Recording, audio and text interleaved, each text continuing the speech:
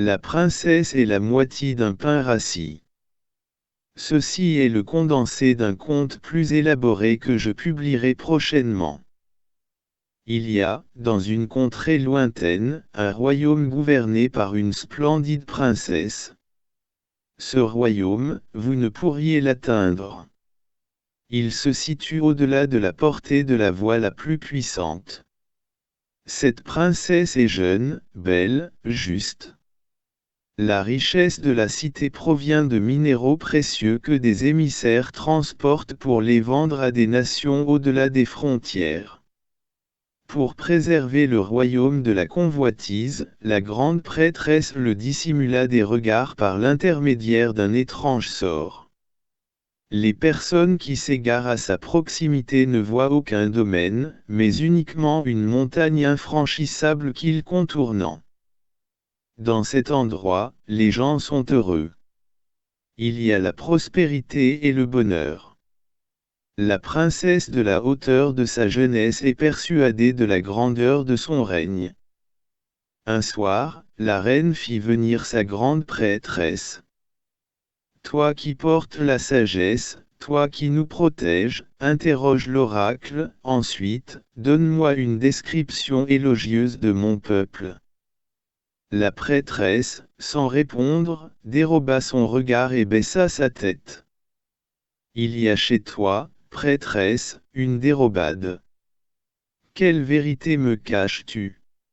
Ma reine, ma bonne et belle princesse, es-tu prête à accepter la réalité à propos de ton peuple?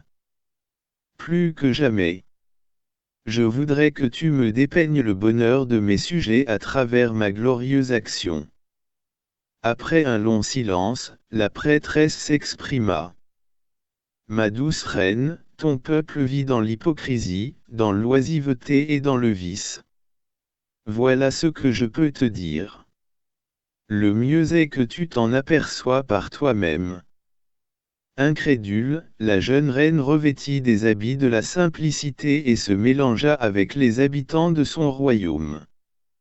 Un sourire à un enfant, celui-ci répondit par une grimace. À une demande d'hospitalité, elle reçut des injures. On lui fit payer des aliments qu'elle distribuait gratuitement.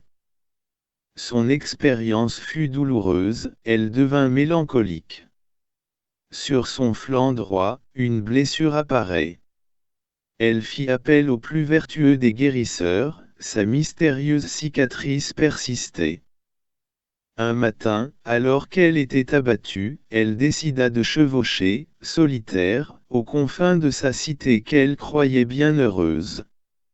Alors qu'elle galopait, son cheval s'emballa. Un jeune homme la sauva. Ensuite, il l'invita dans son chez-lui, une modeste tente. Qui es-tu, jeune homme, habillé misérablement? Je suis un errant. Là où je m'arrête, je cultive la terre. Elle me nourrit, elle me donne refuge et le sens de la vie. Ensuite, je m'en vais ailleurs.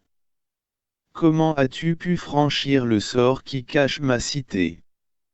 C'est avec mon cœur que j'ai pu voir ton royaume. Mais, je n'y vivrai pas. Que désires-tu? Je suis la reine de ce royaume, je pourrais te combler d'or et de richesses. Je n'ai besoin de rien, ma reine. Mais, toi, que veux-tu pour que ton étrange blessure guérisse? Ma blessure, ma cicatrice ne disparaîtra jamais. Elle représente ma vanité. Voilà ce qu'il vous faut. Répondit le jeune homme. Il prit un morceau de pain rassis, le partagea en deux parties, en offrit une à la reine. Vaniteux jeune homme. Je ne peux accepter ce pain, des serviteurs me préparent les plus beaux des plats. La princesse s'aperçut que, dans cet endroit, sous cette bien modeste tente, en compagnie de ce jeune homme, sa cicatrice avait disparu. Lorsqu'elle revint chez elle, elle était de nouveau mélancolique et sa blessure de nouveau présente. Le soir, à la tombée de la nuit, alors qu'elle s'apprêtait à s'endormir, elle se leva, s'habilla modestement, chevaucha jusqu'à l'abri du jeune homme. Jeune inconnu, je voudrais goûter ce pain que tu m'as offert. Et que j'ai refusé. L'homme sortit d'un sac la moitié du pain du matin. Lorsque la douce reine le prit, elle sentit qu'elle était définitivement guérie.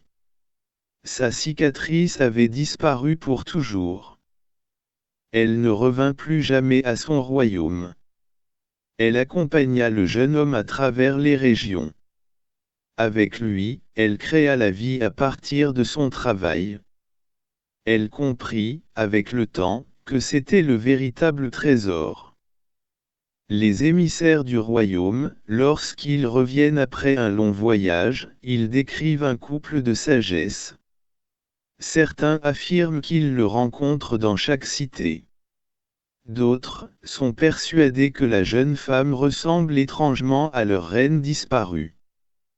Après quelques décennies, une légende s'installe. Celle d'un jeune homme paysan accompagné de sa jeune épouse qui possède des allures aristocrates. Ils s'expriment avec sagesse, et, malgré le temps qui passe, ne vieillissent jamais.